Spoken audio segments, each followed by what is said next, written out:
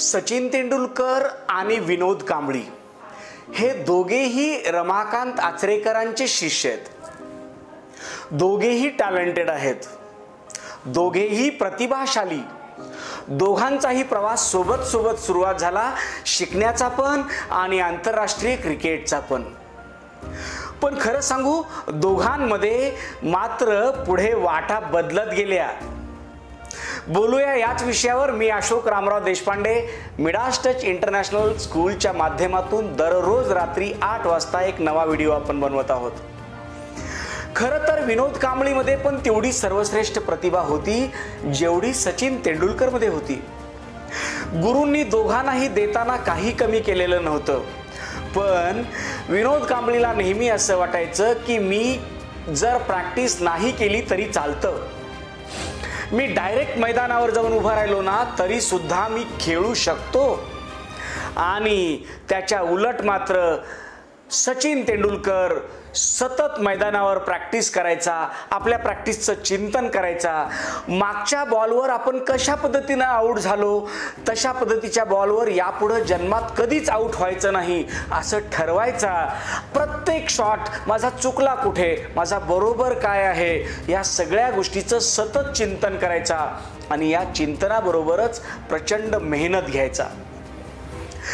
एवढी मेहनत घेत असताना सुद्धा सचिनही छान परफॉर्म करायचा आणि शून्य मेहनत घेत असताना सुद्धा विनोद कांबळीही छान परफॉर्म करायचा. मग लोकाला असं वाटायचं की अरे मी तर काहीही मेहनत न करता सुद्धा छान करू शकतो. पण तेवढ्या पुरतच असतं ते.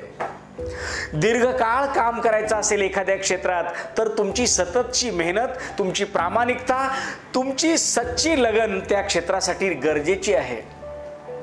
मी काही केलं तर चालून जातं असं नाही चालत. अगदी लता दीदीचं पण उदाहरण बघा ना. लता दीदींनी इंडस्ट्रीमध्ये 70 वर्षापेक्षा जास्त कालखंड गाणं गायल्या आणि सतत सतत दररोज रियाज केल्या. काही श्रेष्ठ माणसं म्हणतात की लता दीदी एक गाणं सिंगिंग रेकॉर्डिंग पूर्ण करण्या अगोदर 100 वेळा रियाज करायच्या आणि 100 वेळेस रियाज झाल्यानंतर मग ते गाणं पुढे यायचं. मला सांगायचं हे आहे, पालक हो, आपल्या बच्चूकडे सुद्धा अशाच प्रतिभा आहेत. लता दीदी सोबत गाणारे अनेक जण आले असतील आणि निघूनही गेले असतील, पण लता दीदी ही गान सरस्वती ठरल्या. सचिन तेंडुलकर हा क्रिकेटचा देव ठरला. विनोद कांबळी मात्र आपल्या आयुष्याशी आज झगडतोय. कदाचित 2 वेळच्या जेवणासाठी झगडतोय की काय मला नक्की माहित नाही, पण व्हायरल झालेले त्याचे व्हिडिओ बघून अतिशय दुःख होतंय. याचं कारण एकच आहे, शिक्षकांनी दोघांनाही उत्तम दिलं पण दोघांच्या जीवन जगण्याच्या पद्धतीत मात्र बदल झाले.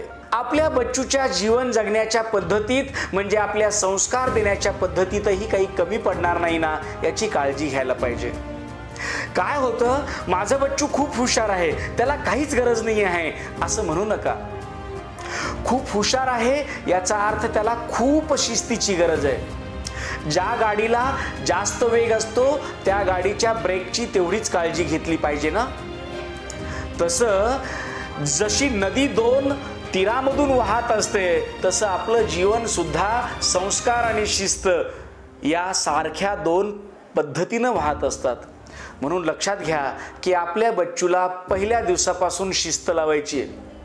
काही जण म्हणतात की तो सगळ्यांसमोर ओरडतो, रागवतो, चिडतो, मारतो, दगड घेतो, फेकून मारतो, काहीतरी काठी घेतो, मारतो आणि लहान आहे ना.